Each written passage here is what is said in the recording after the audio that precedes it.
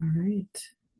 Thanks so much, everyone, for continuing to introduce yourself in the chat. I encourage you to continue to do so. Welcome. Today is our third training out of 4. And today we're going to be focusing on fair housing and property management. We've got some awesome trainers with us. And, we would be remiss if we didn't thank the Washington Healthcare Authority, who is our partner in this and funds the sessions and partners with us to bring them to you. So thanks to the Washington Healthcare Authority. And a quick review of our agenda today is very full. We're going to go over fair housing, including the history of it, and just talk about discrimination, also talk about reasonable accommodations. We'll have a quick break. It's a very short break, so be prepared for that. And then we'll jump into property management and supportive housing, including just a basic intro, talking about working with tenants, some ideas about the lease, and common challenges that we see in property management and supportive housing. So without further ado, I'm going to welcome my colleagues, Alyssa and Christina, and have them introduce themselves. Thanks, Lori. Welcome, everyone. We're really excited to be here today. My name is Alyssa Langeth, and pronouns are she, her. I'm a senior program manager on our national consulting team. And I was with some of you in the previous sessions around development side back in the spring, which seems like a lifetime ago. So I'm very excited to be back here talking about fair housing and property management.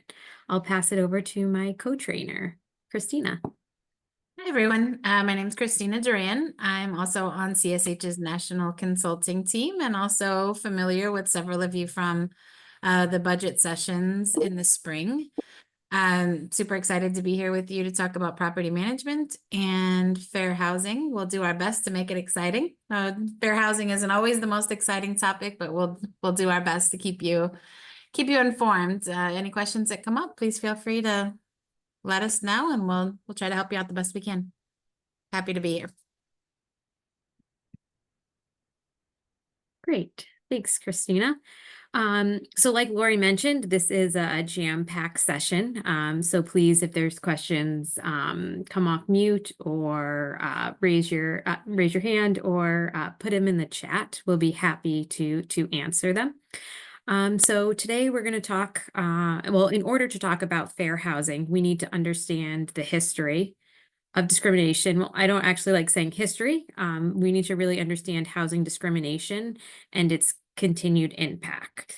So we're going to take a look at a quick video that breaks down concepts such as redlining, implicit bias, and systemic racism. Lori, if you don't mind switching over, thank you.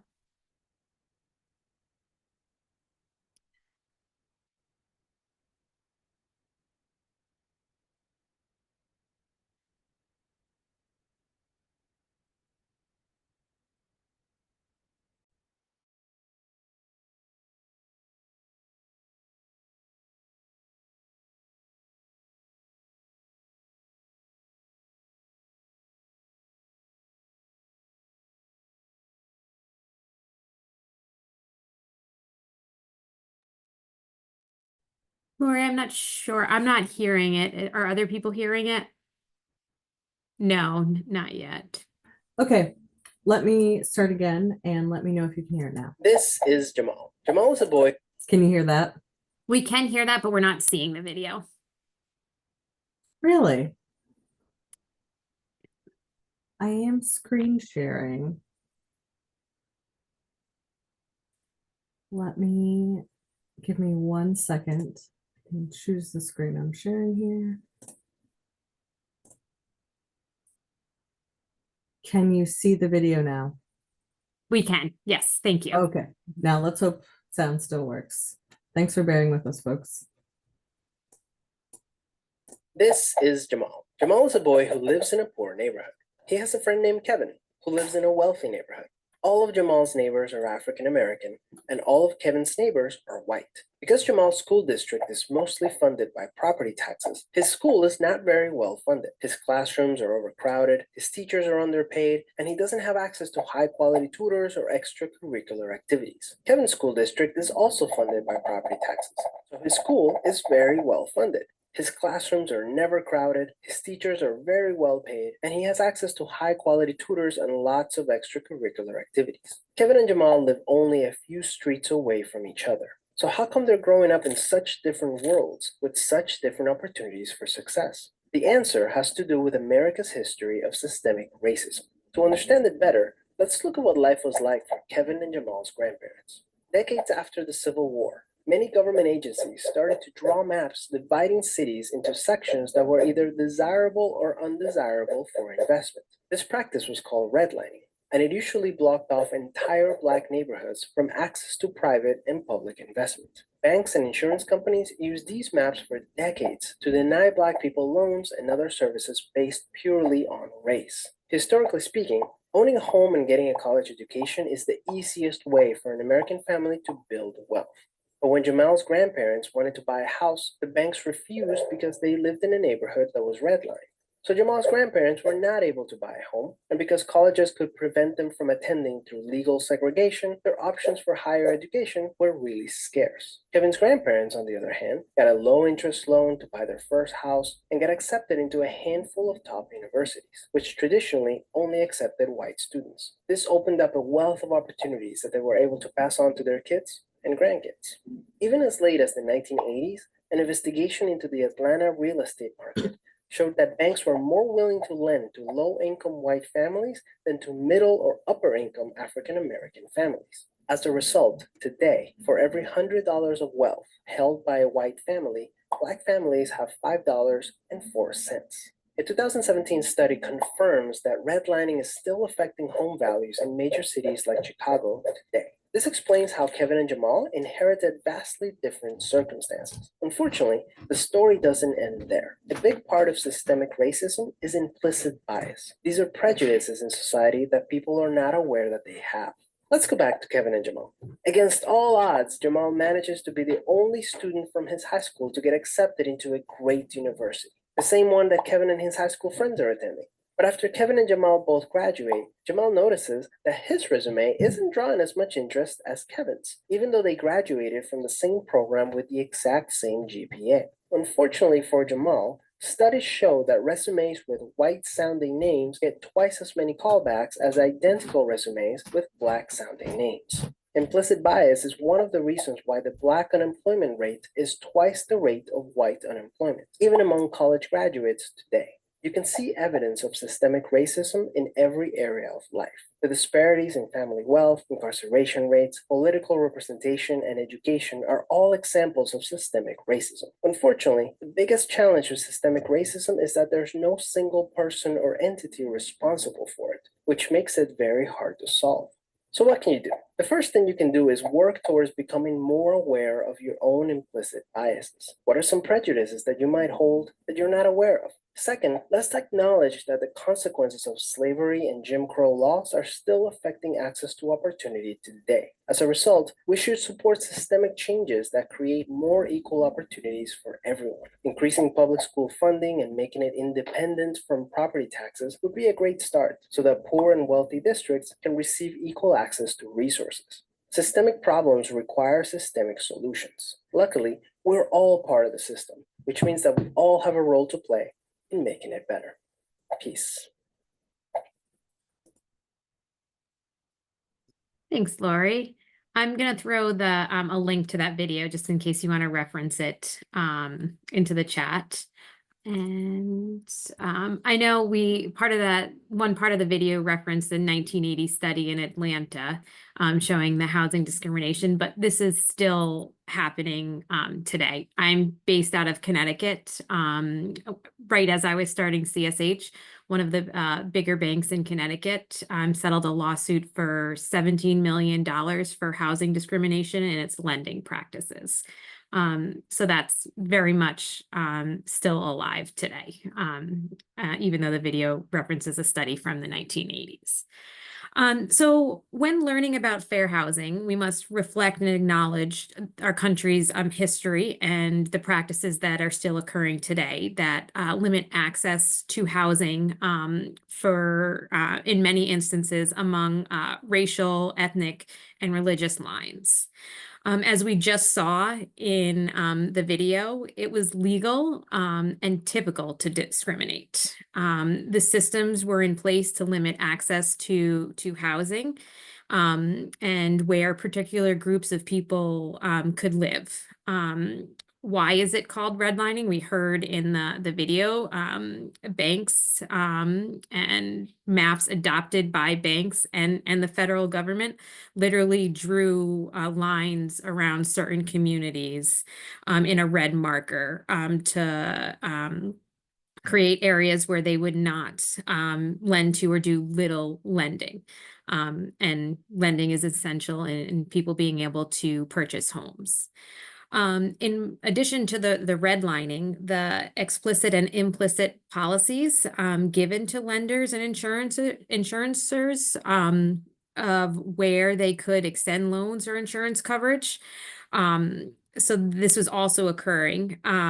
So even if the banks were made policy changes, people living in those areas, it was hard to get loans because the policy of the bank might have changed, but the insurance company didn't. And it's very hard, well, almost impossible to get a mortgage without mortgage insurance.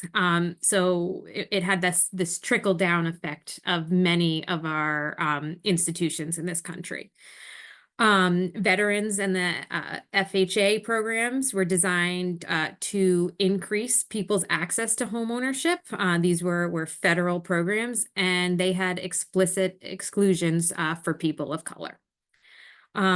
These policies are evident throughout the country, and they have an ongoing impact to perpetuate housing segregation, but also limited access to community resources, and create homelessness and housing stability in certain communities of color. So many, some of these policies are listed here. And I've talked about quite a few of them. But predatory lending, what happened in the 2008 housing crisis, shows evidence of unequal access through interest charges and fees to certain communities and people of color. So this list is just some of the housing discrimination that happened in our past and is still currently happening. Next, oh, I can change the slides. Forgot about that. All right. So it's important that we also recognize the language of discrimination and bias and incorporate these conversations into our collective efforts to build policies and practices that overcome barriers and foster equal housing in the housing programs, equal access to the housing programs that we're all working so hard in. So we have to get comfortable being uncomfortable until we are comfortable talking about this. So that video talked a bunch about the structural and institutional racism. Implicit bias shapes how we treat people and can lead to preferential or discriminatory behaviors of certain groups. So first we need to acknowledge and learn about our own implicit biases to make sure we have an awareness and can control them. So there's this project Implicit from Harvard that offers a variety of assessments that help us learn about our own implicit associations. And there's I think 15 or so of the tests around race, gender, sexual orientation, religion. So I will throw that link in the chat. So if you have not, recommend that you take some time to take some of those tests to better understand what your implicit biases are, so you can actively work to confront them. And I think I said Christina is going to talk a little bit more detail about this. And then the final term or concept I want to talk about is cultural humility. And this is a lifelong process of self-reflection and self-critique, whereby the individual not only learns about another's culture, but one starts with an examination of their own beliefs and cultural identities. So how does this really show up in your work? So this could be if a white developer was purchased a building with predominantly Latinx residents in a Latinx neighborhood. As the developer, they have the right to, they went and could change the name of the building to something meaningful to them. But that would strip the neighborhood of the cultural significance of the previous name. And that would have a huge impact on the tenants that live in the building. So that's a way that developer, if they were practicing cultural humility, might be aware of that prior to changing the name. This happened to me. I was developing outside of Boston, and a property was taken by eminent domain right outside of Boston, and this happened in the 50s. So there were many residents that had their houses taken away, but were still living in the community. And other people, because nothing was done with the land, other people were able to purchase their houses years later. So very, very raw still in the community. So I, being not very, not practicing cultural humility, suggested that maybe the name be changed to honor that community, and there was a very active church. That did not go over well because the wounds were so raw still, and community members were still living in that community that had their housings taken away. So had I taken a step back and had other conversations before suggesting this, it would have done a lot less harm. Next slide, or sorry, I'm controlling the slides. I keep forgetting. Great. So what are the current realities of housing discrimination? So because of this discrimination, we see a much higher eviction rate because in the BIPOC community. This is historically happening and currently happening.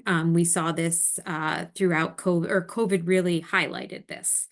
There's disproportionate BIPOC representation across the homeless, mental health, justice, and other evidence and other systems, which is evidence of the barriers that were created. Depressed real estate values in certain communities due to redlining. And then, like the video explained, because of the redlining and not having access to housing and education, there is an extreme racial wealth gap in this country. Great. And now I'm going to pass it over to Christina. All right, thank you, Alyssa. All right, we are going to spend a bit talking about some fair housing concepts. Wanted to just take a quick pause and see if anyone had any questions on any of the information that Alyssa shared. As we go through we do have a lot of information to share today, so please feel free throughout to share your questions in the chat, and we'll be sure during pauses to get some answers to you. But as we stop and think about fair housing concepts, the first thing we want to do is make sure that we're level setting exactly what fair housing is and what it is not.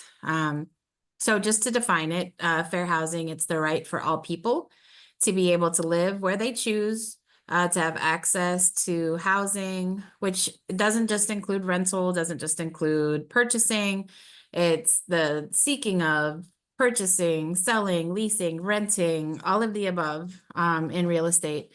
And not only looking for it, but also being able to enjoy the full use of their home, be it an apartment, be it a house, condo, co-op, without unlawful discrimination, interference, or intimidation, either by those in an official capacity or those around them.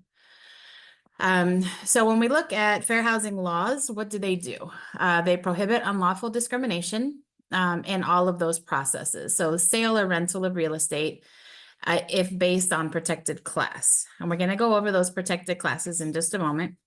But just want to make sure we're level setting again, what fair housing covers and what it does not. It occurs when a person in a protected class is treated unequally in any aspect of real estate or housing transaction that, again, stems from advertising to rental, sales, design, financing, insurance, anything that touches real estate transactions. Any type of discrimination is prohibited in any of those actions. So who does it protect and who does it impact? Fair housing laws, they're very broad, so they're meant to protect and kind of throw a wide net, but they apply to owners, they apply to other types of housing providers, management companies, condo or co-op associations, insurance companies, banks, other types of funders, everyone that's involved in this process, appraisers, newspapers that are doing the advertising, municipalities, states, anyone who's engaged in the real estate transaction. So it's really a responsibility of everyone that's included. So municipalities, sometimes folks think, oh, well, maybe the city's not as involved as much. They're most definitely covered under fair housing. An example of how a city could be involved, there have been charges against municipalities that have refused to either provide municipal services to a particular dwelling, be it a house, be it an apartment building in a certain area, or even not enforcing or over enforcing certain housing requirements or zoning decisions for residents of a protected class in certain neighborhoods. So cities are very much involved, and actually one of the lawsuits are brought against them more often than anyone else. So just keep that in mind. Other instances of housing discrimination that can be seen that are covered under fair housing: mortgage lending, refusing to make a mortgage or loan, or having different terms depending on who the applicant is. Advertising cannot indicate either words, pictures, any type of indication that there's a preference or that only certain people can apply or certain people cannot apply within protected classes. Insurance is a big thing, as Alyssa had stated, and as the video referenced with redlining and insurance. You can't get a mortgage without mortgage insurance or renter's insurance. And so for those of protected classes, sometimes you're either denied insurance or the rates are so high that you're unable to obtain that. So there's definitely fair housing that applies to insurance. That is a roundabout way of keeping people out of certain neighborhoods. Okay, next slide, please.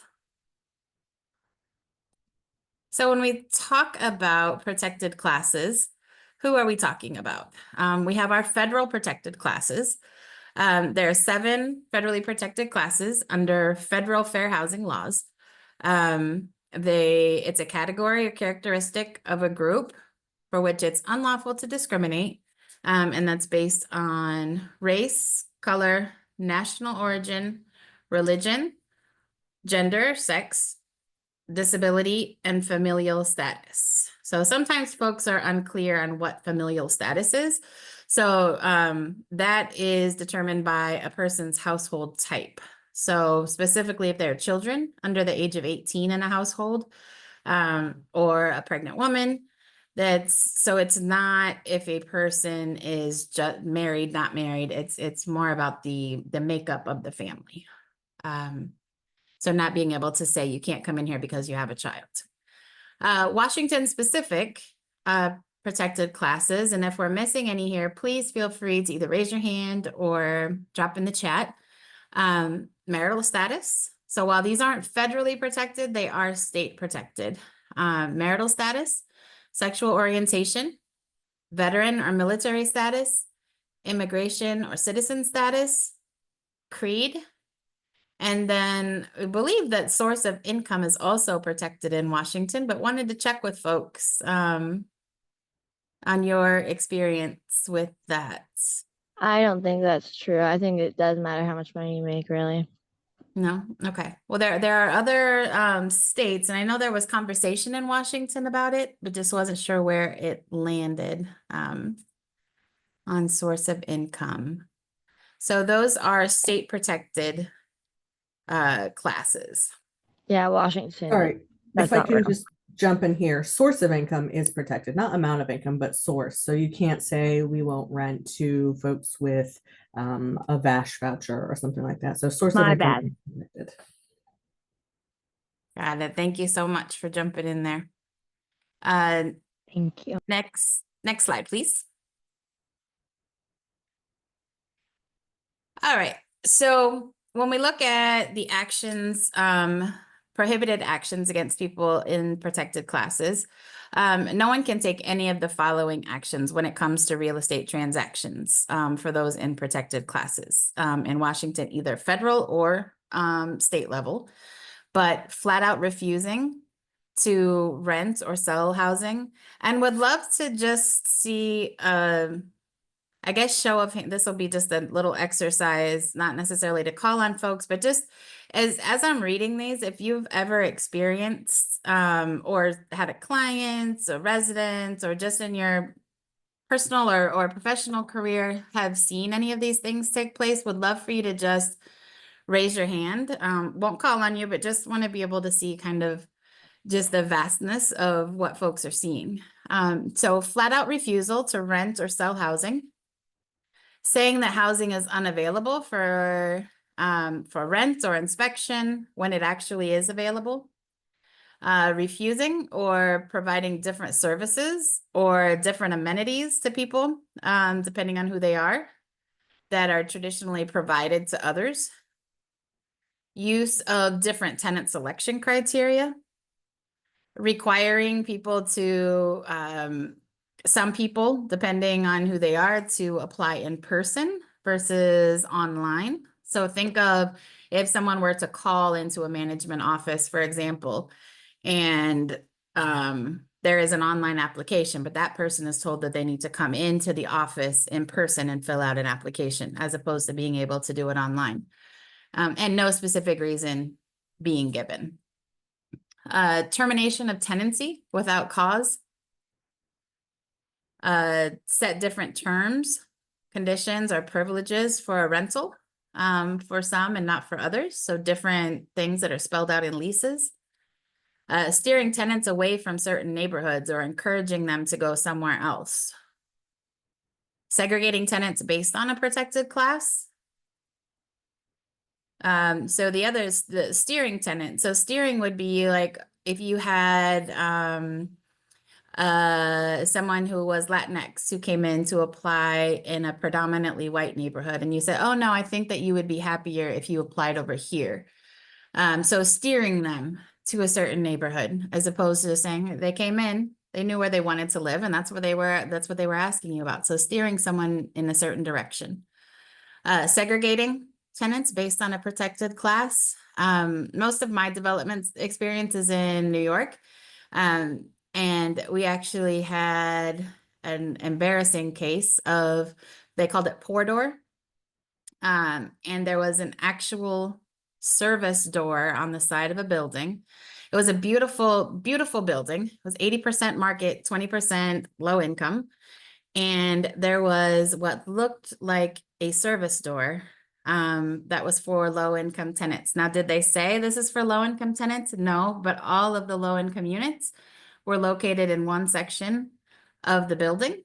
And so in order to access, you could access from the front entrance, which was this grandiose entrance, but it was very roundabout and out of the way. And so to get to your unit, going through this door that looked like a service door. It wasn't, but it definitely had that feel to it. It was an embarrassment. It didn't get pointed out to the housing department until it was almost too late. We were luckily able to get it changed, but the fact that the developer was even suggesting that that be the design of the building definitely was segregating tenants, the low-income tenants on one side. Advertising housing to preferred groups of people only, or refusing to make certain modifications. So we've got lots of hands up. Is there anyone that has a specific case that they'd want to, or situation that they'd want to share quickly?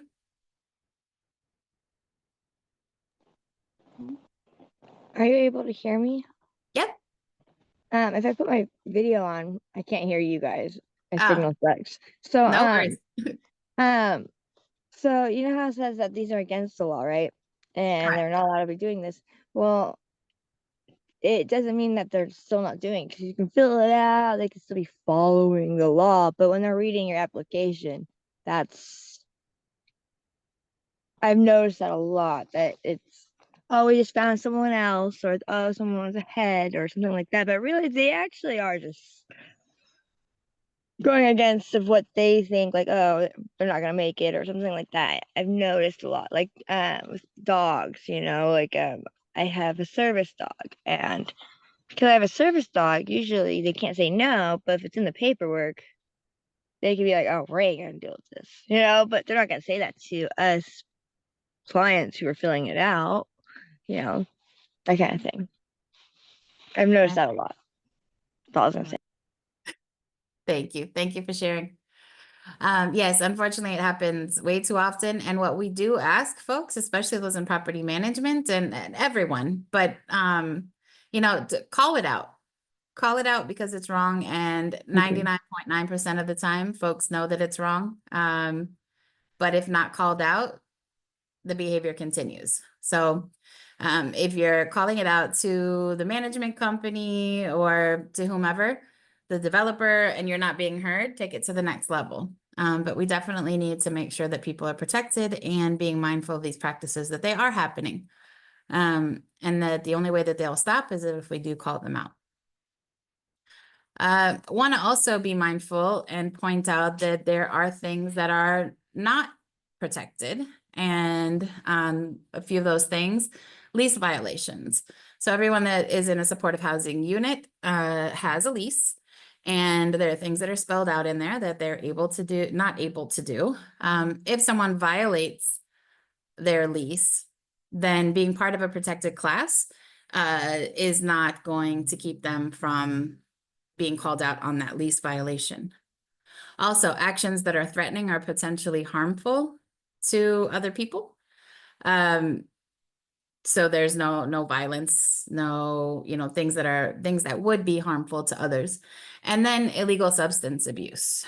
Those are things that are not protected, regardless of the person who is engaging in that behavior.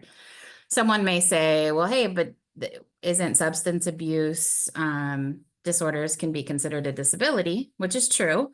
So how can it not be protected? And this is, just want to make the distinction that this is illegal substance abuse. Substance abuse disorders as a disability are not illegal substances. So that is a distinction that's important to make. Next slide, please. So as you can imagine, fair housing is influenced heavily by our nation's history and some of the practices that are still happening today. It's complex and very heavily regulated. We encourage all organizations to make sure that they are seeking guidance, not just from any attorney, but a fair housing attorney, because there are rules and guidelines, they change on a regular basis. So you want to make sure that even if this is someone that you're not engaging with on a regular basis, which hopefully you're not needing to, but that they have looked at all of your policies, which we're going to go over some of those recommendations shortly, but just making sure that you are in touch with someone on the legal end that is very connected to fair housing specifically and all the changes that are happening. So there's lots of layers to it. First, there are federal civil rights laws and federal disability and accessibility laws. We are going to go over some reasonable accommodation requirements, but there are other disability and accessibility laws that are in effect as well. Civil Rights Act, there's Section 109 of the Housing and Community Development Act, the ADA, Section 504. So this is why it's really important. There's a lot of different sections. It's important to make sure that you are connecting with an attorney that is very well versed on fair housing to ensure that your leases and your practices, your policies are in compliance, but also that you're training your staff. Because there's one thing for it to be in the legalese, but it's another thing for your staff who's, boots on the ground, who are dealing with your residents and engaging with them every day, making sure that they are also familiar and hopefully, avoiding there being any fair housing issues. Next slide, please. So fair housing liability. Who may be responsible for housing discrimination? And the answer is pretty much all of the above here. We've got property owners, not-for-profit sponsors, individuals, and housing staff, other residents. I think that sometimes is surprising to folks, funders. So it's just important for us all to realize that all of us can be liable in some way, shape, or form, and that liability really flows upward. All parties that are related to any type of real estate or rental transaction, it could be the property owner, all the way down to on-site managers, management company, maintenance contractors. And if you find yourself in a situation where there are any fair housing, and any kind of things that come up regarding fair housing, it's all parties that need to respond to the allegations, produce documentation, and be available for interviews. So it makes it even more important to just know that all of your staff, all the folks that are contracted with you, are all knowledgeable and understand these fair housing rules to ensure that you're keeping your organization as safe as possible, but also making sure that the tenants that are living there are being respected and not discriminated against in any way, shape, or form. Next slide, please. So then let's take a look and talk about when you're evaluating your own policies. So all organizations and companies should have written policies on all things, tenant selection, fair housing, all of the policies that are running the operations of your building. And also things like fair housing that are going to keep your tenants feeling and being respected, but also protecting your organization as a whole. So when we, next slide, please. You want to pull out those policies. You're going to dust them off because they're not pages that many of us look at on a regular basis, but we want to now that we've got it top of mind. And some of the things that you're going to think about as you're looking at those policies, you're also reviewing those with the fair housing attorney, but it's looking at disparate impact.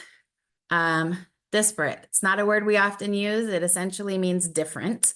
So if you think of disparate impact as meaning a different impact, so it's the unintentional discrimination against people in a protected class in an area like employment or housing. So disparate impact in fair housing context really looks at the intent versus the impact. So I intended to do this, but the impact of doing that caused more harm than what the actual policy itself was intended to do. So does a policy appear to be neutral, right, but actually have a discriminatory impact on members of a protected class? And sometimes it's stepping outside of, because we've a lot of times have the best of intentions, but we sometimes work with our horse blinders on, right? And we're not able to see or think about it from another perspective, because we're so focused on solving this particular problem in front of us that we don't see how all of these unintended consequence or unintended discrimination can be happening against other folks, because that wasn't our intention. Our intention was to just solve for this particular problem. And so what's an example of how that could play out? So if you think about in a building, how many times have we seen signs that are up that say, no, children shouldn't be playing with balls, or children should not be running down the hallways, right? So what does that tell us? It tells us that they're only speaking to children, but in reality, no one should be running down the hallways, right? And so someone that is protected under familial status, because now you're just coming after families with children by saying, hey, children shouldn't be running down the hallways, instead of focusing on the safety aspect of and the nuisance aspect of no one should be running down the hallways. So that should really be the policy, is that we don't allow running down the hallways. Has nothing to do with the fact that it's children or adults. It's the intent. The intent is to get people, anyone, to stop running, right? But the impact of putting a sign up that says no children running down the hall is that you're really discriminating more against families that have children. So it's weighing that intention of what you're trying to solve against the impact of what you're actually could be happening. Next slide, please.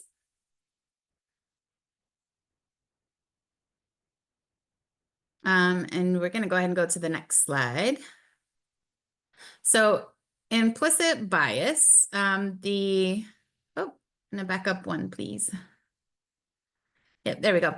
So the video talked a bit about implicit bias, and Alyssa did as well.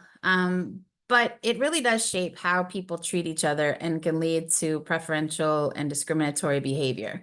And so when we think about what some of those practices are, we're going to take about 30 seconds and just walk through how some of these look.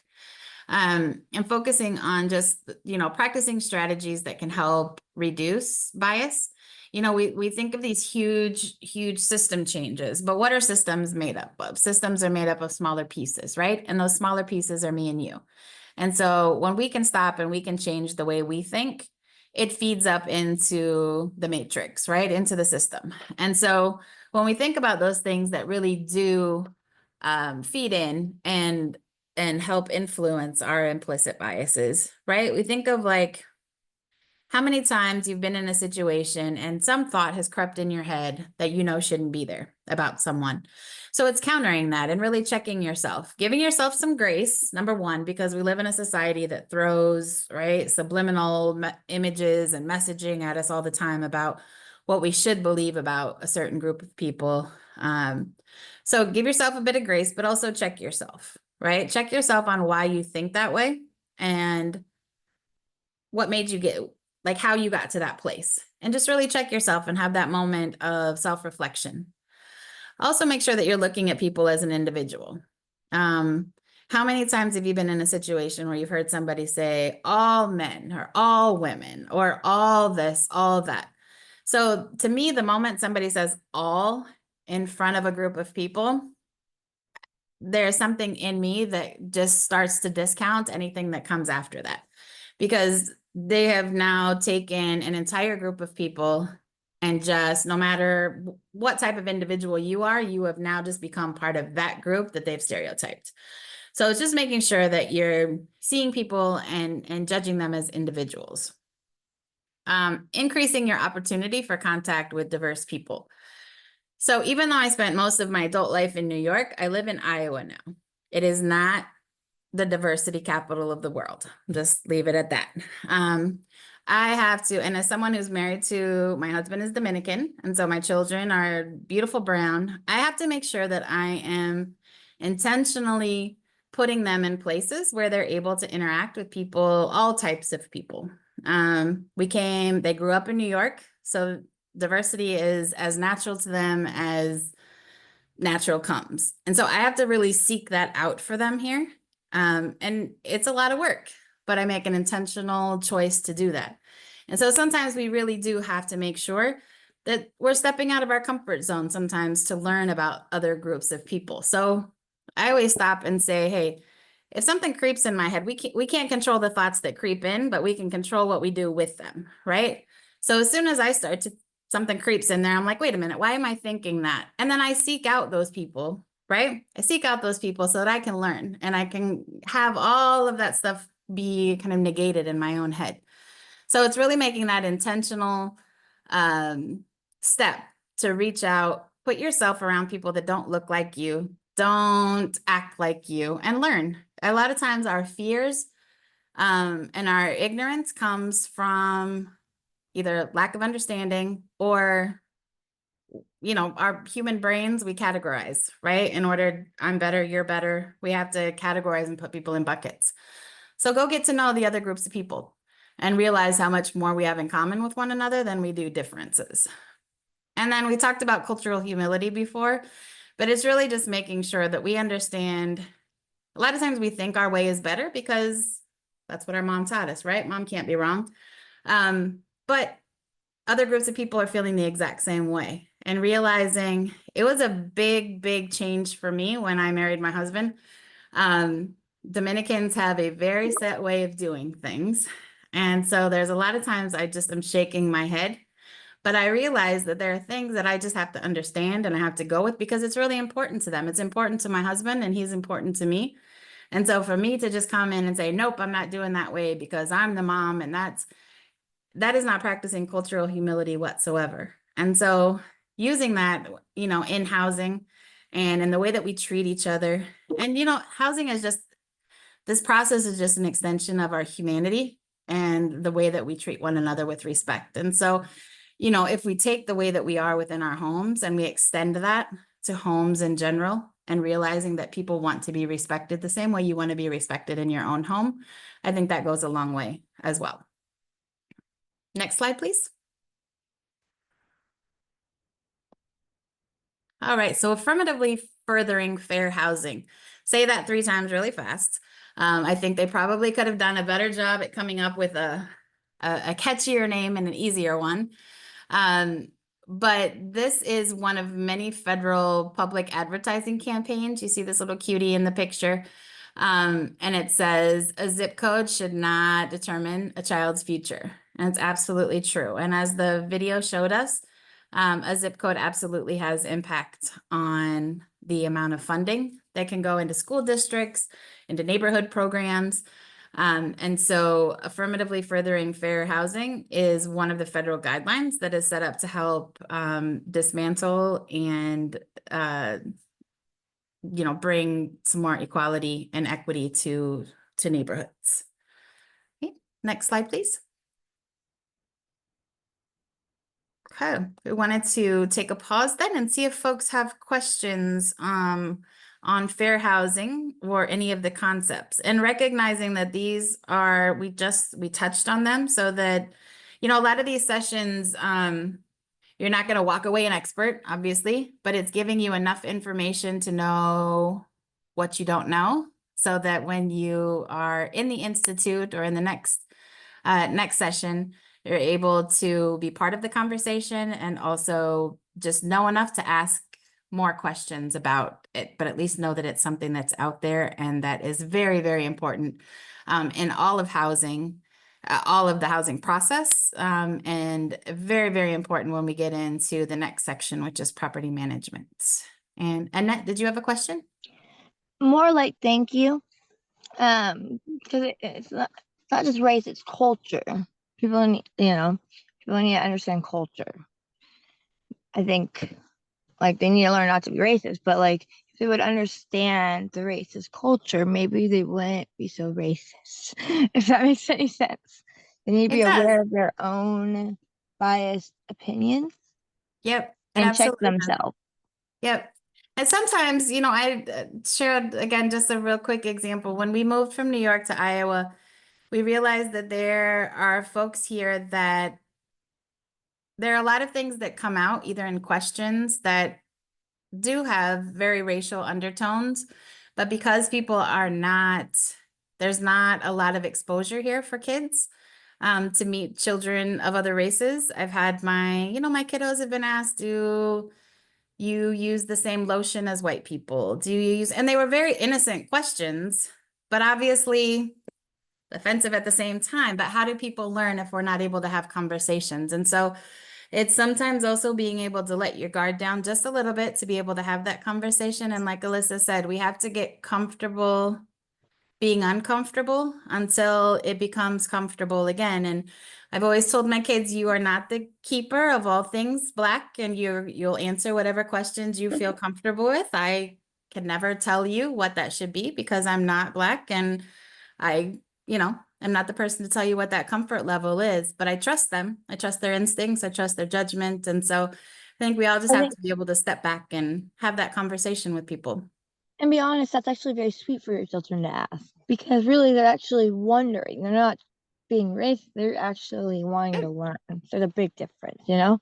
Yep. And my daughter actually pointed out, she said, Mom, I've had people ask me in really private, just me, and they really wanted to know. And then there have been other kids that have made like a big spectacle out of it. So I think that also matters too, like the grace and the humility in which you ask certain things and how you ask it. So absolutely.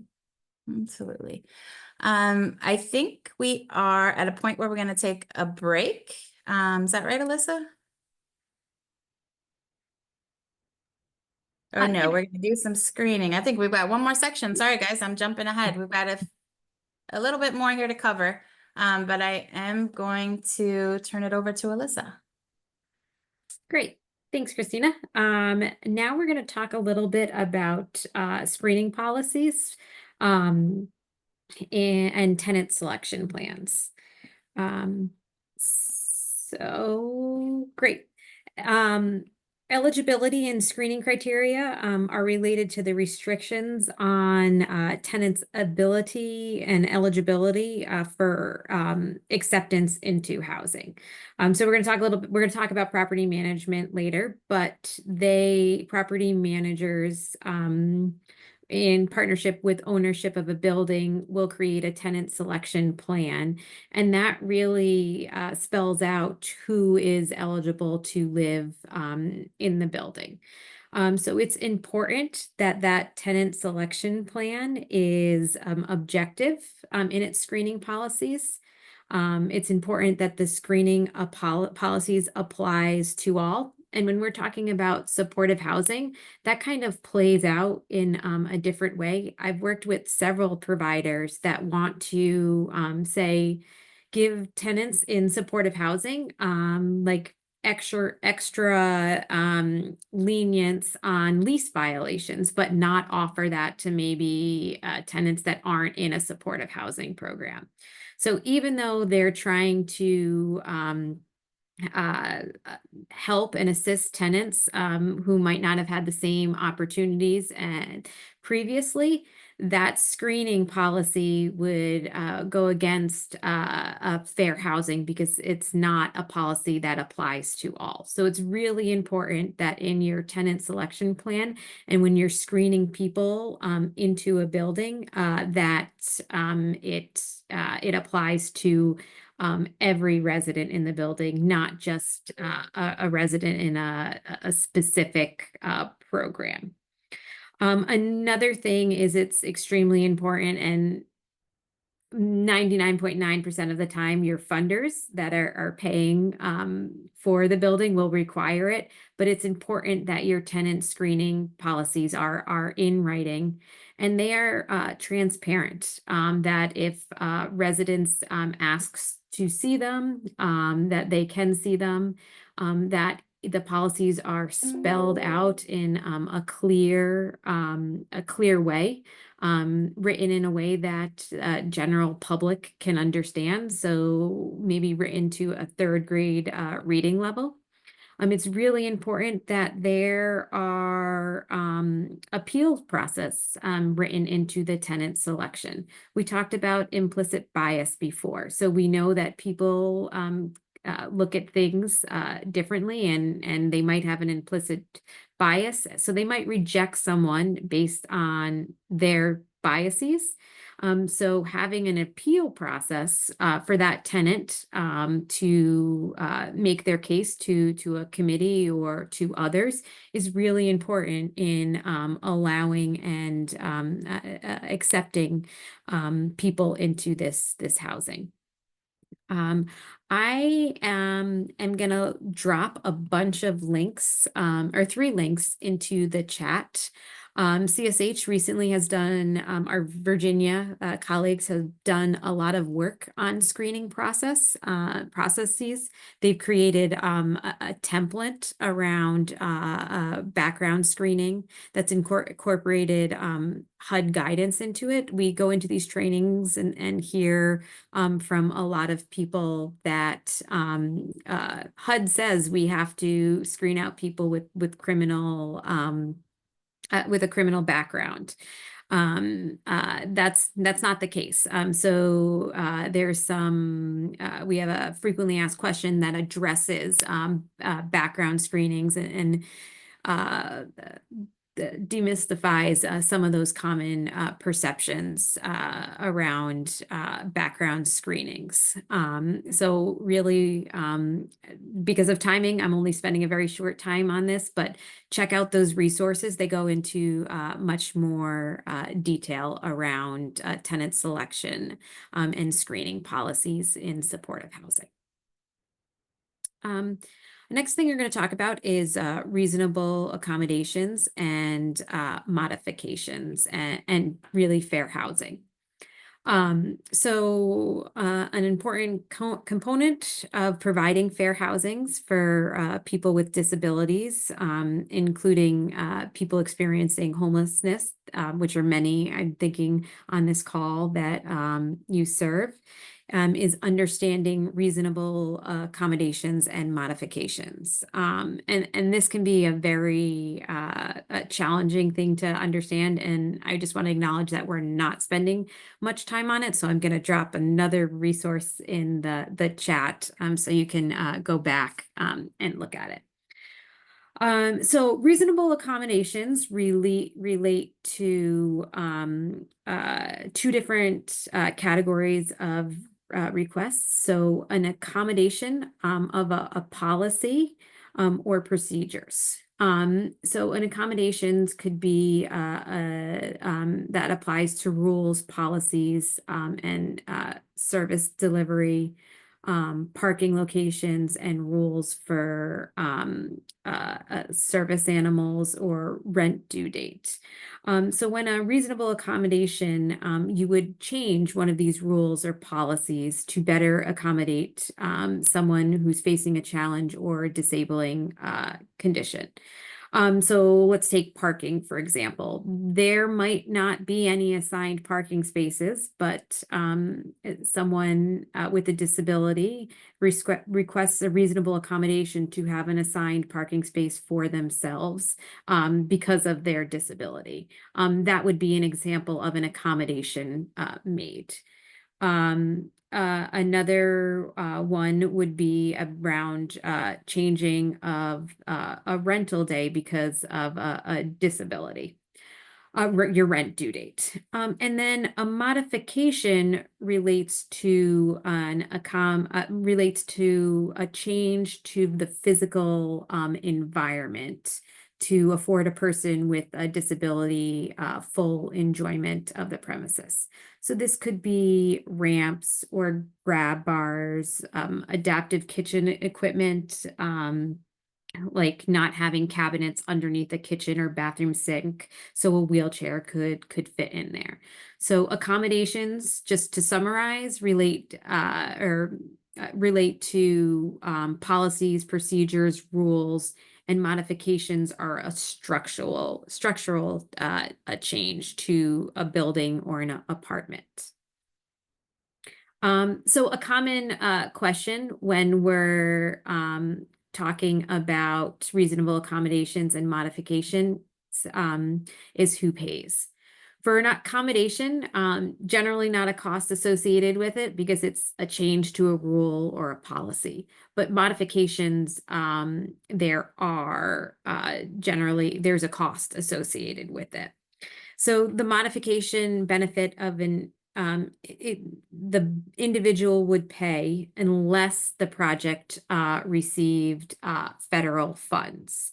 Then Section 504 applies, and generally the project is required to pay if the modification has a benefit to the entire community. If in a project that doesn't have any federal funds, then if it's an individual benefit, then the individual would pay. And all of these modifications have to be reasonable. So they have to be reasonable. Next slide, please. And I think I'm passing it back over to Christina. All right, so we're going to talk a bit about some fair housing best practices, and then we'll get you out on a break. I was trying to get you out a little bit earlier. So fair housing best practices. What are some things that we can do to make sure that we're protecting our tenants and protecting ourselves, and just making sure that the process is equitable and fair for all? So establishing a response protocol for complaints and notices. As Alyssa said, you want to have an appeal process, but you also just want to make sure that your policies are they're up somewhere, up in a place where folks can see them, and that there is a process that's outlined. And again, outlined in the language of folks who are living in your building. That there's something, if there's a translation line that can be listed, just making sure that people can really, as many people as possible are able to understand the information that's put up there. Also making sure that you're updating your policies based on real scenarios. So there are all these academic and hypotheticals that we can, adjust our policies to, but we live in the real world, so we want to make them as realistic as possible. These policies are going to be what's driving you and your staff on a daily basis. So you want to make sure that you are providing guidance and making policies that are going to help you in your day-to-day, and not just have it on paper, but actual policies that are going to help get through the day and make things as easy for everyone as possible. You also want to make sure that you're including the voice of tenants. And I believe the next section or the next session that you're having in November is focused on tenants. But at CSH, we believe in all parts of the process, not just in fair housing, but in everything from building design to services, property management. Everything should have voices of tenants, because those are the folks who live in the building. This is their home. And so rather than people who don't live in the building, or people who have never experienced some of the challenges that some of our tenants have experienced, coming up with policies that we think would be best for folks, just ask the folks. People have no shortage of opinions. And so if you set up either, that can be through, and we're going to talk a bit more about this in the next section in property management, on ways that you can ask folks to hear those voices. Connecting with community partners. So you've got your community around you. You're going to have some that are, tried and true partners, and you're going to have some that, it may not be your best friends, but it's really connecting to make sure that you're working with them in the best way possible. And then also addressing any discriminatory practices or behaviors. If you see something happening in any of your properties or in your organization, don't wait for someone to complain, address it right away. Making sure that you're implementing policies uniformly and consistency. So it's implementing them and carrying them out, right? So it's making sure that the rule exists on paper, but this is where the staff training, right? Educating your staff, your board, your volunteers, your contractors, all of these things really are married. They work together. It's educating people not only on what the policy is, but how to actually implement that consistently through every situation. And thank you. Also following through and making sure that you're, following up on things. If you do get complaints, don't just have a box and say, okay, I've done my diligence here by putting up a complaint box. People can put stuff in, but nobody ever checks the box, right? Or nobody follows up. I say that on everything, don't ask questions if you're not going to do something with the answers, because it's almost more offensive to people to be asked after the fact, or ask me and you don't care what I have to say. So making sure that you're following up on anything that you're asking folks. And these are things that people feel personally offended by, and could be very serious issues. And so you want to make sure that you're taking them serious. And then lastly, as far as best practices, informing tenants of their rights and their responsibilities, right? Tenants have a lot of rights, but they also have responsibilities. We all do. And so it's making sure that tenants, but also property managers, service providers, developers, everyone knows what those responsibilities are, so that we can all be held accountable throughout this entire process. So wanted to just pause quickly for any quick comments or questions before we do finally take that break that I've been trying to give you for a while. And then we'll break for 5 minutes, and we'll come back and talk about property management. If you do think of anything, please feel free to drop it in the chat and we'll address it when we come back. And I believe Alyssa had put in the chat the Harvard study on implicit bias. Feel free if you want to be entertained during this break. There's a test there. We all think we don't have implicit bias, but you'd be surprised. So whether you take it now or you take it later, I definitely encourage folks to. But let's take 5 minutes. So it's 2:07 my time, 12:07. So let's come back at 12:12. All right. Best Thank you. slides, by the way. That's all I gotta say. Awesome.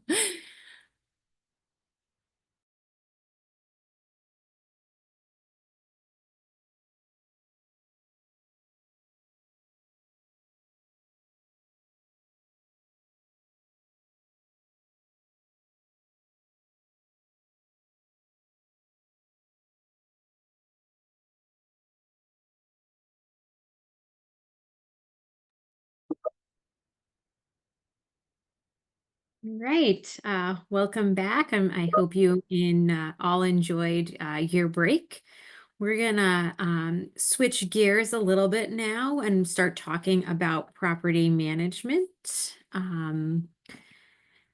So we are going to talk, first we're gonna define what property management is, talk a little bit about roles and responsibilities, and then go into a little bit more detail.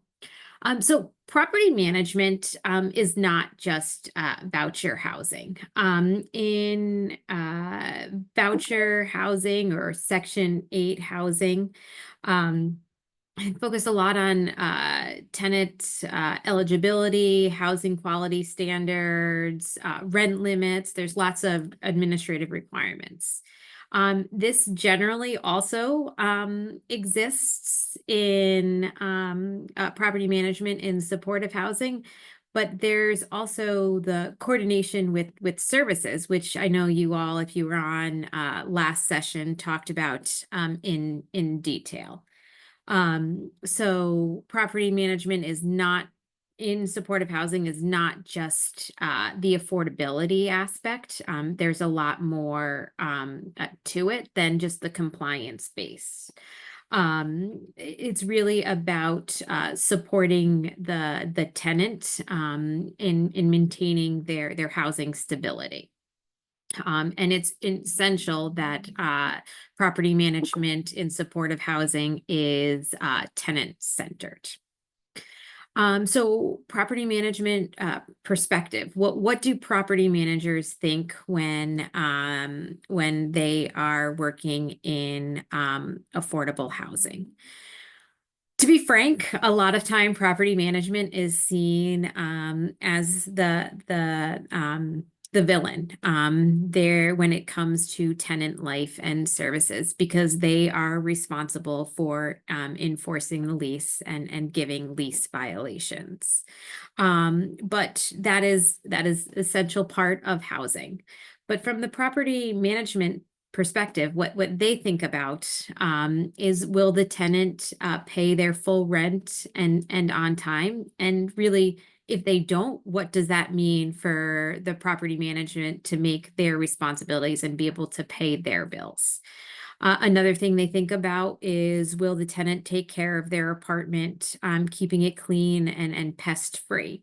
If an apartment is damaged, that is also very costly and can impact other upgrades in the building that are necessary.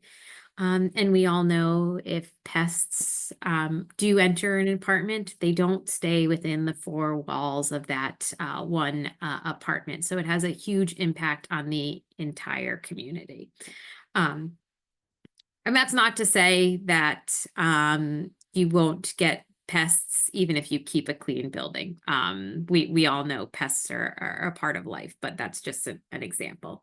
And then another thing that property management thinks about on a daily basis is, will the tenant be a good neighbor? And how do I assist the tenant in being a good neighbor? And that comes down to education and expectations from day one.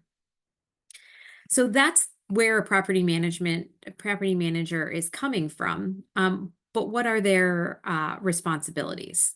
So kind of mentioned this in the previous slide, maintenance of the building. The property management manager and management company is responsible for making sure that maintenance requests are followed up on in a timely manner.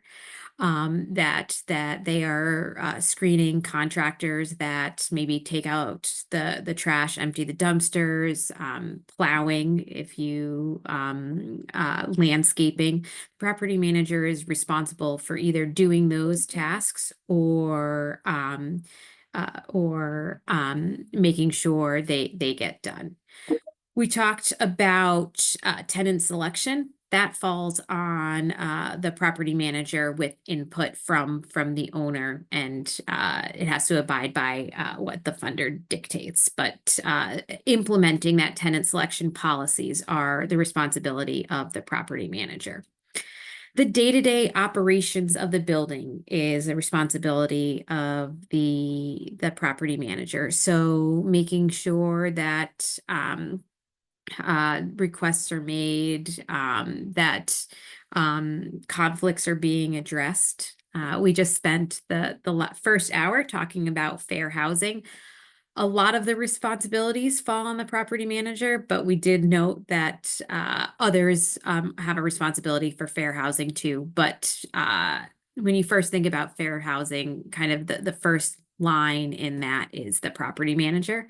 And then fiscal management is also the responsibility of the property manager. So making sure they have enough rental income to cover those expenses, those maintenance expenses.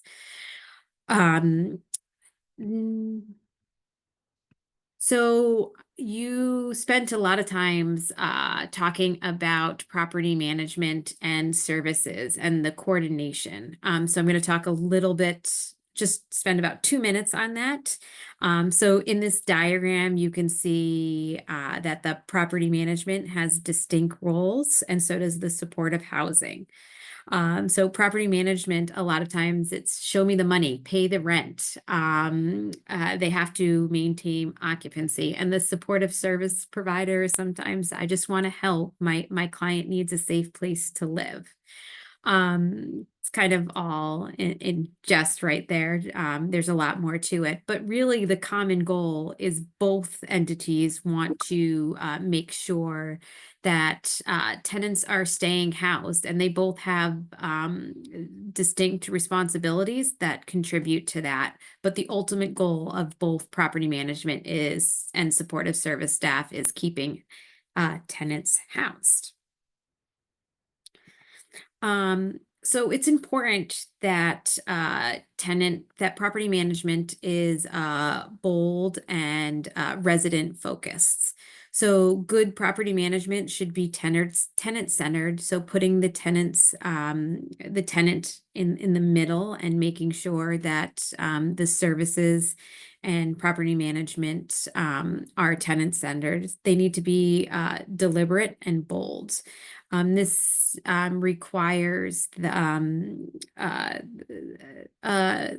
defined vision of the community, the building, and then care by community partners, and then the property management's role in all of that.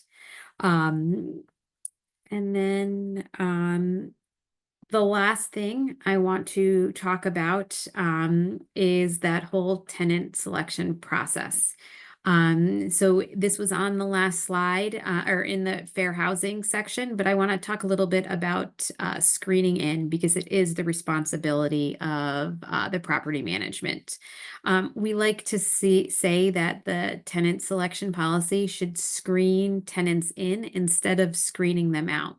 So we want to make sure that the application, the unit search, the move-in process is all created to help tenants succeed in accessing that housing, instead of making those policies and applications harder for the tenant to access the housing. And then I'm going to pass it over to Christina now. All right, we're going to talk a bit about working with tenants. So Alyssa talked about property management from the property manager perspective and how working with tenants, but now just thinking about it from the tenant perspective. But first want to just, next slide, please. First, want to talk and just acknowledge that there are times when there is a power dynamic and racial bias. So just acknowledging that there are dynamics of race, particularly when there are different positions and positions of power when we're working with tenants. So we want to just be sure that, you know, we're acknowledging that someone who holds a badge or holds a title can already be seen in kind of this hierarchical way. So not necessarily a bad thing, but it's a reality. And we just have to be aware that, you know, positions of power and specifically how it might impact how our voices are heard in certain spaces, or how we may perceive being seen or perceive being heard is important. How, you know, our perception and reality are sometimes just as important. So when you're saying something, it's important to not only understand your intention, but also how that person might perceive what you mean. And so it's just, again, being mindful, trying to put yourself in someone else's shoes, and just, you know, just being really mindful of not only what you intend, but also how that person may be hearing it. So, you know, example, a recommendation or a suggestion from you could feel like it's an order to someone who's hearing it. Or how many times we've just like gentle teasing or playing around with somebody, but we don't know how they'll take it. They could be taking it as like a harsh criticism. And so again, going back to that intention versus perception and how somebody could perceive and accept it is not always the way that we intend for it to be. But when there is that power dynamic, that can come into play even more often than not. This is especially true for some of our tenants, just people in general that have experienced any issues with authoritative or restrictive systems in settings like jails or prisons or institutionalized mental facilities, where, you know, there has really been that authoritative and restrictive system in place where it was based on a power dynamic and orders that were given, and someone being in a position of power and you being somebody who was not. And so, you know, stepping out of that, and for those who have never been in it, it's difficult to understand how someone may perceive what you're saying as an order or something that's being, you know, very authoritative, when really it's just a suggestion or recommendation. So it's again, just taking a step back and seeing how that power dynamic and how someone else's experiences other than your own could play into the way they receive what you're saying. Okay, next slide, please. Okay, And so looking at things from a tenant perspective, or a resident perspective. And so this is just looking at, where folks want to live, giving people choices. Do the housing choices that you have available through your organization meet the needs of the tenant and their family? Listening to people when they say they have certain needs, trying to place tenants in a neighborhood or a unit that is most beneficial to them. Making sure that and this is taking a step back into what we talked about during the development sessions, but really making sure that we're building in places that have amenities that are set up for people.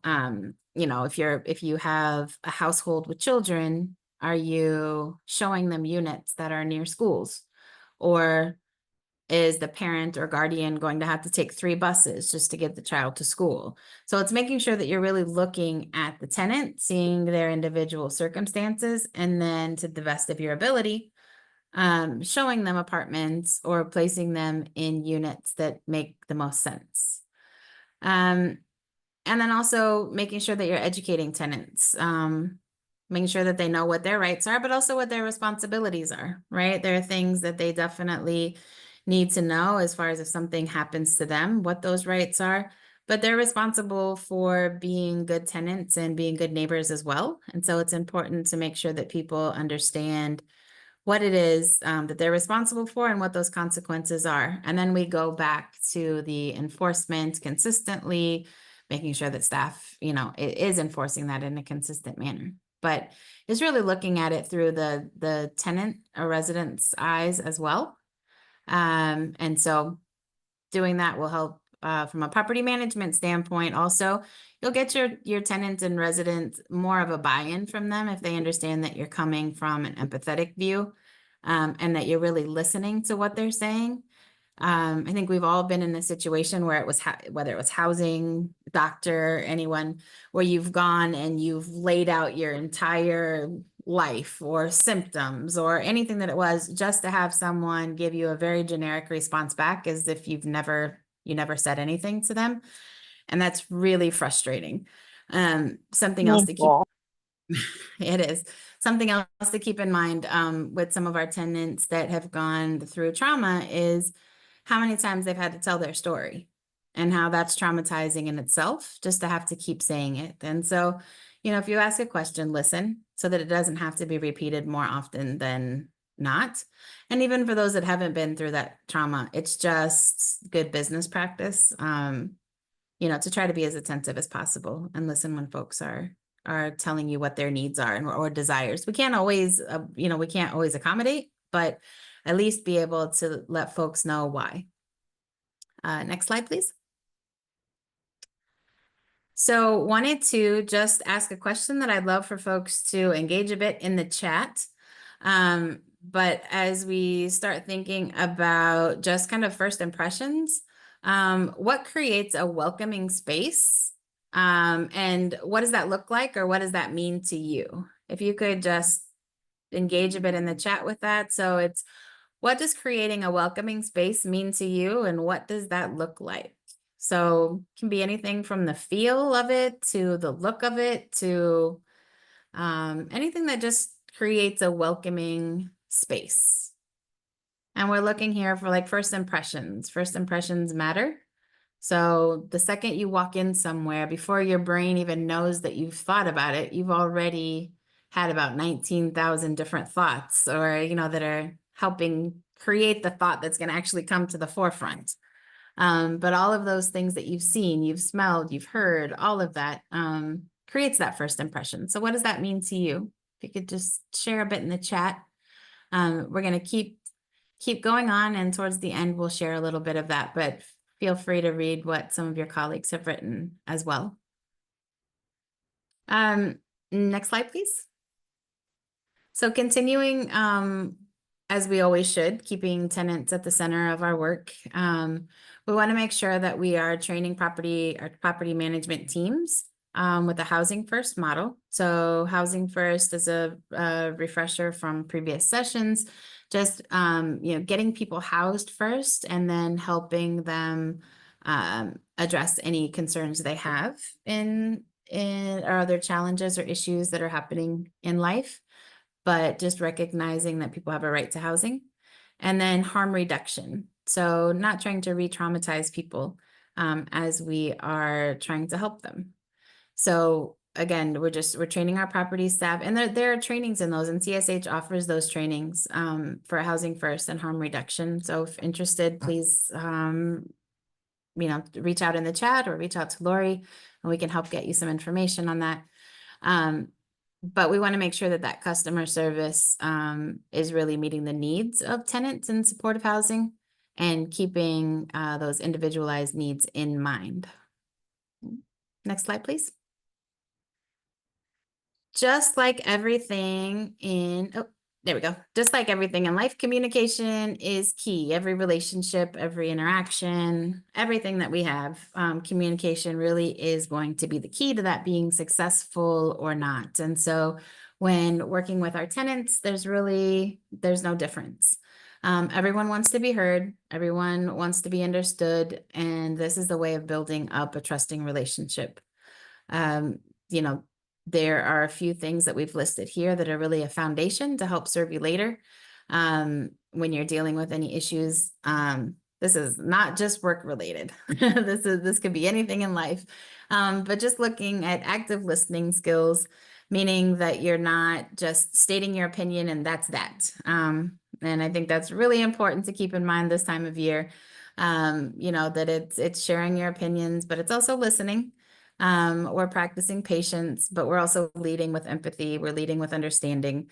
And again, realizing that there's not just one way in life to get through it, but that, you listen to someone and it may not sway anything as far as the actions that you're going to take, but they feel like they've been heard. And sometimes that's enough for some people. And a lot of times this can be done just using active listening skills. So active listening is about paying attention to all the information that's being said, not cutting people off, not dismissing people, but actually listening and, nodding along, letting them know that you're following, listening to how things were said, trying to pick up on some of the nonverbal cues, paying attention to the context in which it was shared or in the context in which it was said, but also means kind of trying to maintain your calm and managing your emotional response, including your face. I have to be very careful of that. My husband tells me all the time, fix your face, watch your face, because it's just very reactionary when I hear things. I have to take a second to process before my face gets fixed. And unfortunately, my kids have that same thing. So that's a saying in our house all the time, watch your face, watch your face. But it's just being really intentional and being really mindful that some of your nonverbal cues or your nonverbal expressions can say much more than any of the words that will come out of your mouth will say to somebody. And so just being really mindful of those verbal and, more importantly, the nonverbals that are coming out during those key communications with folks. Next slide, please. And then wanted to talk a moment just about some tenant education pieces and why they are important.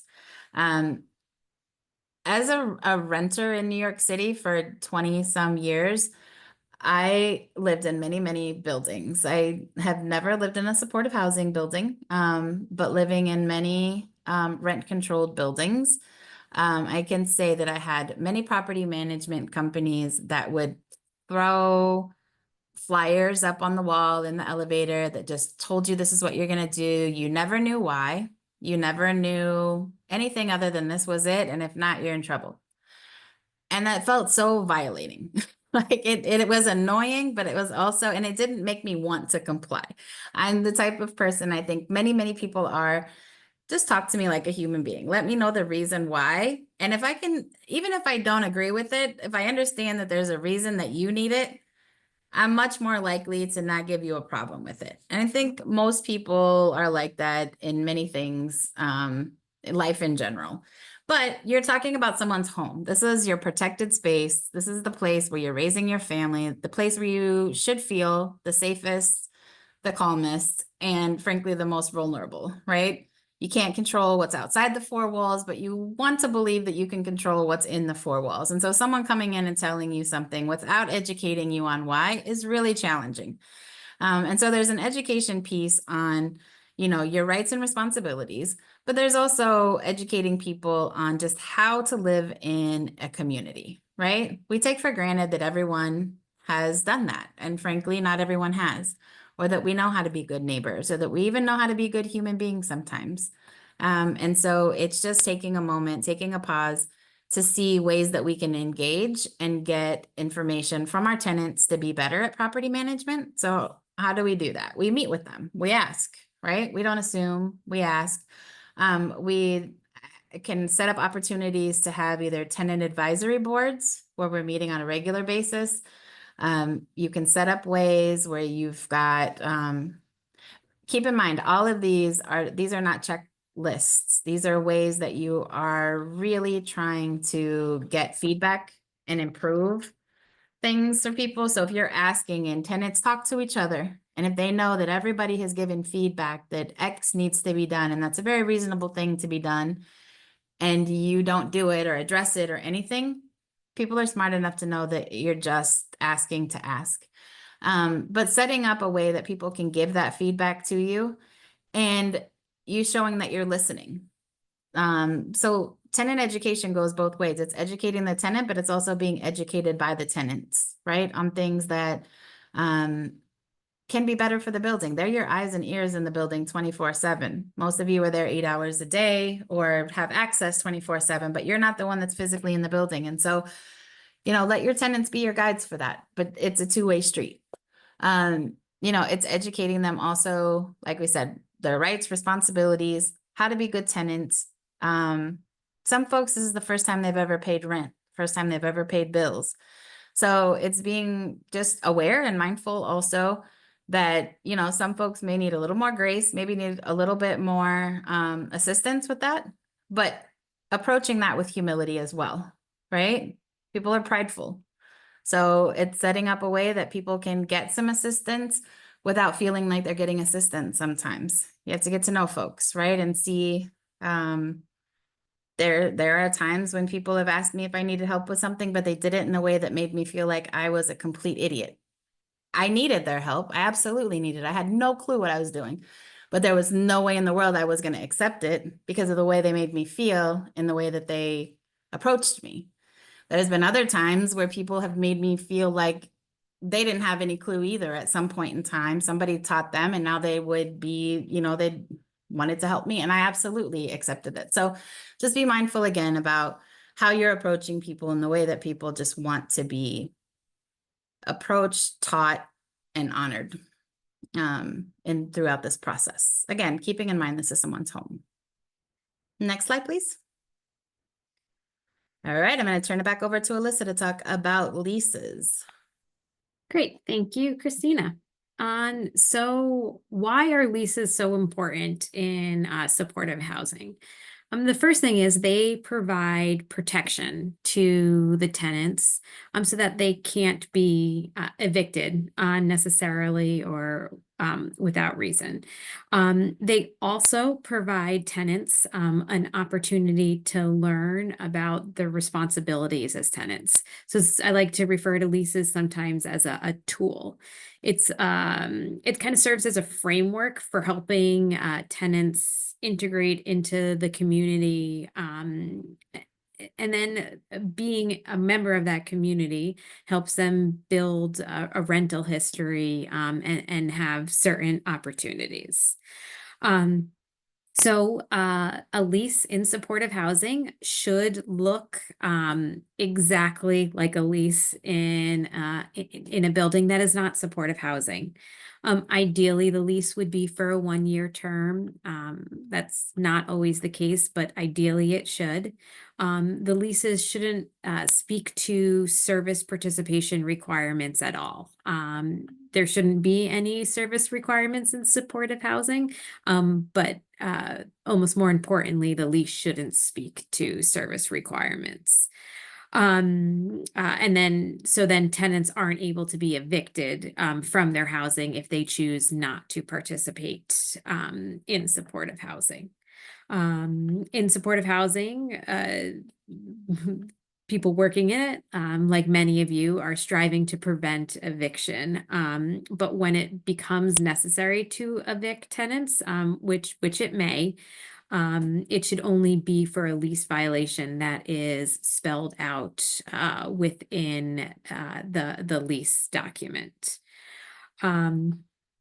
Understanding the lease. So Christina was talking quite a bit about tenant education, but specifically having to do with the lease. It's so important that both property management and the service provider sit down with the tenant and make sure the tenant has a clear understanding of the lease and explain to them what their rights are and what their responsibilities are. It's important that every tenant gets a copy of their lease. I did some quality improvement when I worked for our Connecticut office, and it was shocking how many times tenants weren't given their lease in supportive housing. It was something they signed and then were never given access to. So it's so important that tenants have a copy of their lease, not a copy, have a physically signed version of their lease. And also, if it's being used as a tool, it's being revisited by the property manager and the case manager for educational purposes. I'm going to drop a link in the chat. It's a resource from HUD that really is a document to help tenants understand their lease.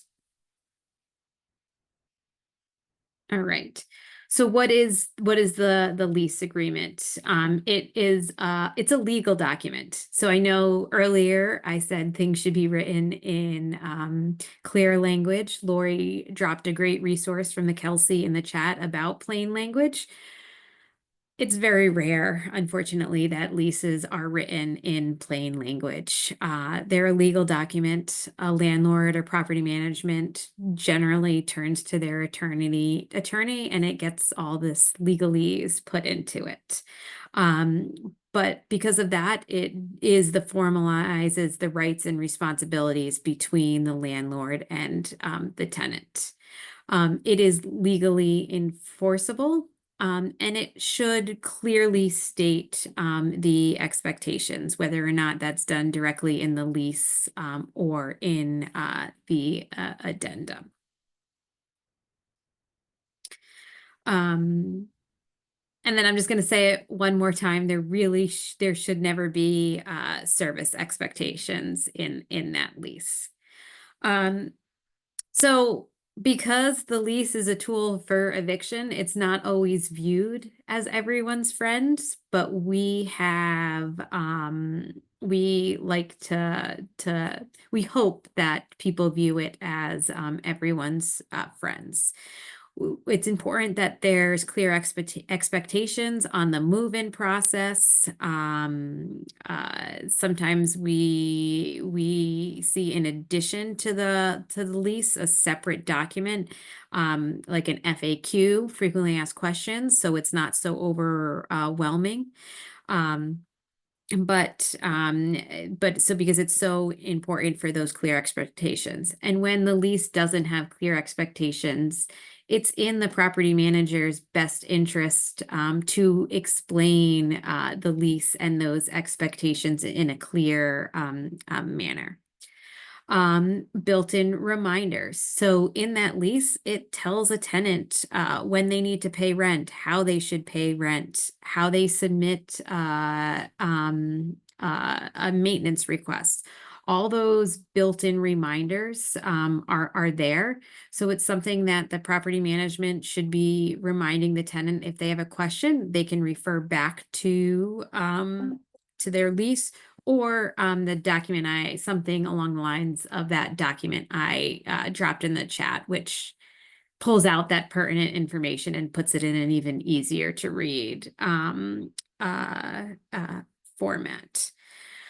It also talks a little bit about partnership collaboration, because the service provider and the property manager may come together to talk about the lease and what the responsibilities are, and how a service provider can support a tenant in meeting the responsibilities outlined in the lease.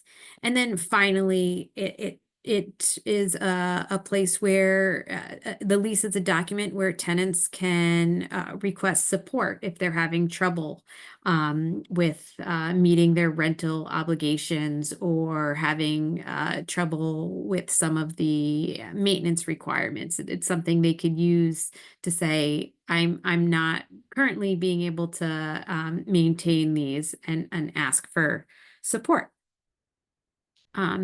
The lease can also be used as a harm reduction tool, because it can focus only on behaviors, and it can help a tenant gradually reduce harms that are unacceptable.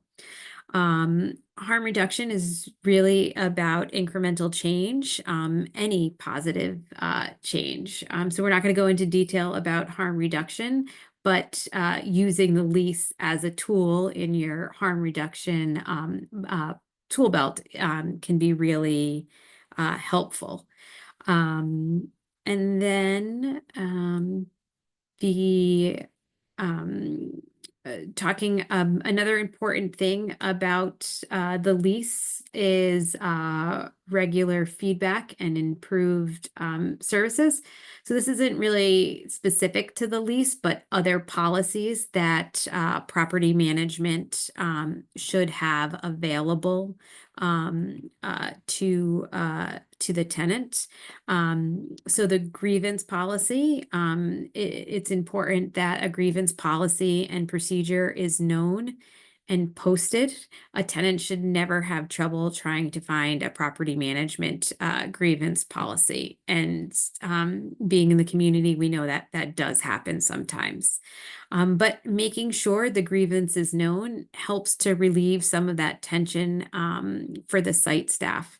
Right now, I'm working in a community in California, and tenants have complained to a major funder that they don't have access to the grievance policy. So it's then the funder contacted the property management company. So having your grievance policy posted and the process known can help reduce some of that tension. And Alyssa, just to point out, it's also making sure that we're explaining it to people when they move in, because we have to remember that not everyone is at the same literacy level. And so having things in writing doesn't necessarily mean that people are able to access it in the same way. So making sure that we're verbally explaining it to folks so they know it exists at least, and able to remember to chase that down later if they need it. Great, And thank have you. multiple languages. Yes, thank you. And then another thing Christina's talked a lot about tenant feedback, making sure it's done in a way that the feedback and the questions are going to be used.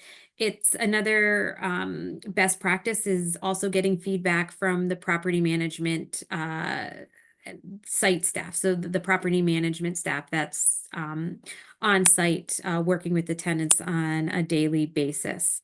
And then peer accountability.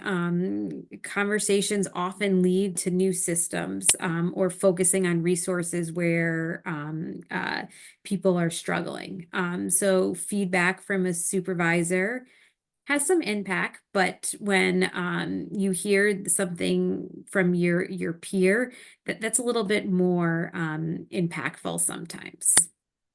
All right, and Christina, I know you talked a little bit about tenant advisory boards just a couple minutes, so I'm going to skip over that and pass it back to you.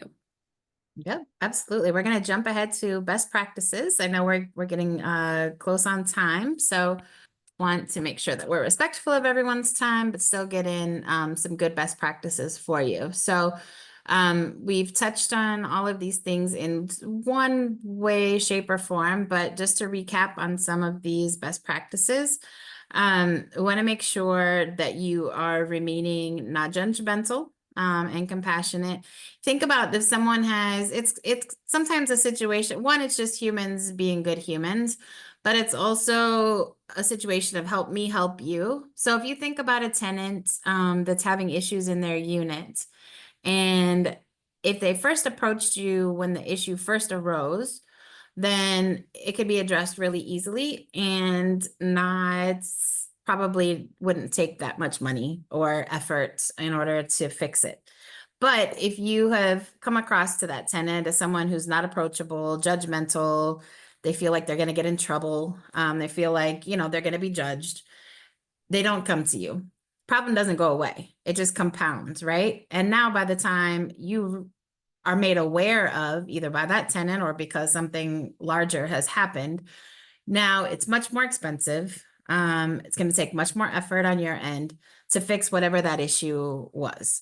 And so I think that, you know, sometimes it's hard for us to put ourselves in other people's shoes on certain days. So sometimes we have to take the approach of, well, what would make it easier for me? Right? Being that good human being and getting back to the being compassionate, making yourself approachable, all of that actually makes your job easier. Because people will come to you sooner than later. It's a smaller problem to fix in a lot of cases than it is if we wait until the very, you know, we're not approachable and things just continue to build and grow.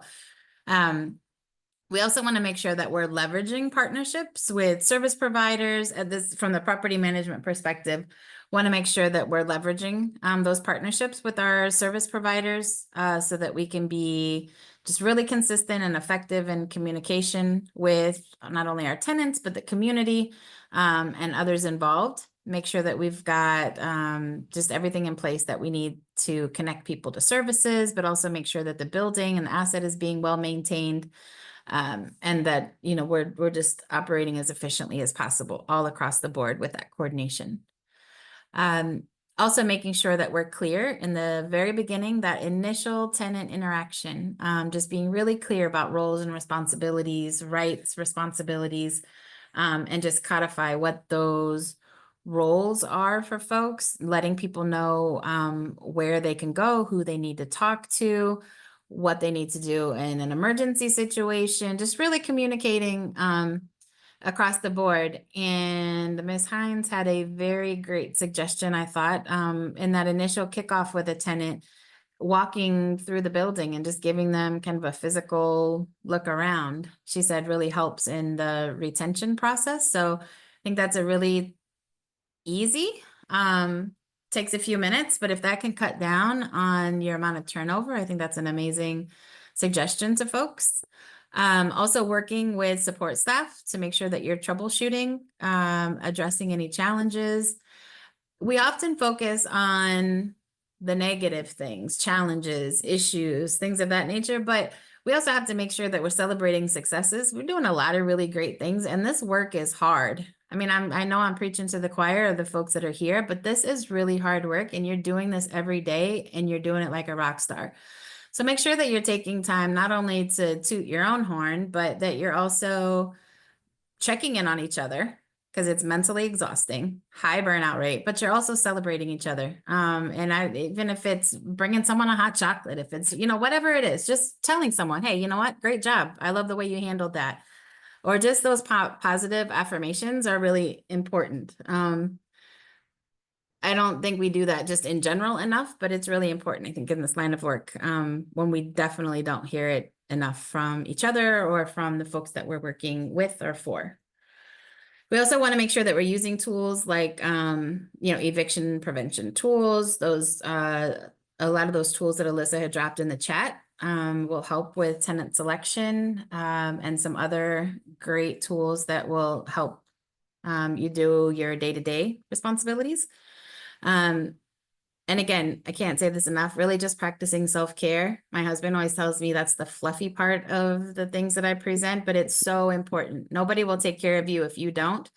So if you are a supervisor and it's a matter of just telling, you know, one of the folks that works for you, hey, take a walk around the block. If that 2-minute walk, it means that that person can come back and engage with people in a more compassionate, thoughtful way. Because it's not just work. We're all humans. We're going through life on our own. So even after you leave that 8 hours, you still are dealing with another 16 somewhere else of things, right? And so it's taking care of yourself, taking care of others, and just making sure that we are realizing and recognizing this thing called life is not always easy, right? And just looking out for each other. So that is what we've got for you guys today. We want to make sure that we've got some time for questions, anything on fair housing or property management. And if you have any other things that you'd like to share with us or with your colleagues, we'd be happy to, if it's related to the group, we'd love to hear it here. If it's something that's a little more one-off, if you want to stay on and after folks start to drop off, we'd be happy to chat for a minute. You can come off mute and ask any questions or comments. I had this question last time, and if anybody in the group could help this answer. If a family of 4, mom's a victim from a monster, daddy was a car accident felony, and your child is an IEP sensory issue, where do we belong in that housing situation? Like, where would you go? Does that make sense? Remember the question? What type of supportive housing? Is that the question? Yeah, like where would you go? Because you know how a lot of helping finding homes, usually you can't be a felon, or you have to be doing this or whatnot, or you're going to be Right. most likely, you know what I'm trying to say? You're most likely going to be put in a place where the mom that was a victim feel scared, or do you know what I'm trying to say? Like, where would you put those people? Yeah. Annette, would you mind if I definitely want to chat with you about that. Would you mind staying on for a few minutes? I will. Okay, perfect. Cynthia, I saw you came off mute too. Yeah, my inquiry was the languaging, because I saw that question in the chat, and it speaks, even the way that the question was worded, speaks a lot of victimization, especially just the beginning. The mom escaped a monster, is stereotype bias, and people look at that when they are, and I look at that as a manager. When I start hearing that, I wonder, where are we coming from a place of empowerment? And I've found that there's a little bit of difficulty in overall training for human beings to kind of want to even micromanage the pretense of the story that's coming into their building. So I was wondering what the wording monster, escaping a monster, and what that backstory is saying to anyone who is Rapist. being asked to articulate an answer. Yeah, and maybe Cynthia, if you don't mind staying on for just a minute after 2, we could engage with Annette a little bit more. Yeah, I'd love to, because I do have some thoughts on it that I think would be helpful. This is more personal, so just want to kind of open up more on the topics too. But super happy that Annette and both of you had chimed in. Any other questions for folks or any comments? No? Okay. We have asking folks we have a survey here. If you could please take a moment to just scan the QR code, take you 30 seconds. We'd appreciate it. If you could give some feedback. We really do take that feedback and try to improve our training sessions. And I'm going to go ahead and turn it back over to Lori to wrap us up. Yep. So I just wanted to thank you all for being here today. Thank you for your participation. The link to the survey is in the chat. So if you would take a moment to fill that out, that would be great. And then I did want to mention our last training in this session. It's called the tenant feedback session. That's where we have folks who have lived or are currently living in supportive housing do kind of roundtable with a few of our CSH staff. And that'll be Tuesday, November 19th. So a little bit of a break before that. And it's from 11 to 1. And I'm going to put the link in the chat here so you can register for it if you have not yet. That's it. I just wanted to thank Alyssa and Christina as well. Thank And- you all so much. Have a great afternoon. Yep. Thanks so much. See you later. And Cynthia and Annette, if you want to stay on for just a second. Yep. Let me stop recording here. Absolutely. There we go. Would love to